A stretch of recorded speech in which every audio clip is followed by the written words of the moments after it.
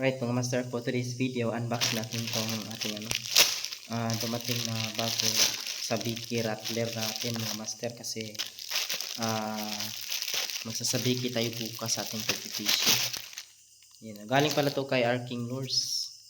So yung suki ko sa aking mga lure is Arking Lures talaga kasi swabing swabe tsaka durable na durable talaga yung mga lures nila mga master.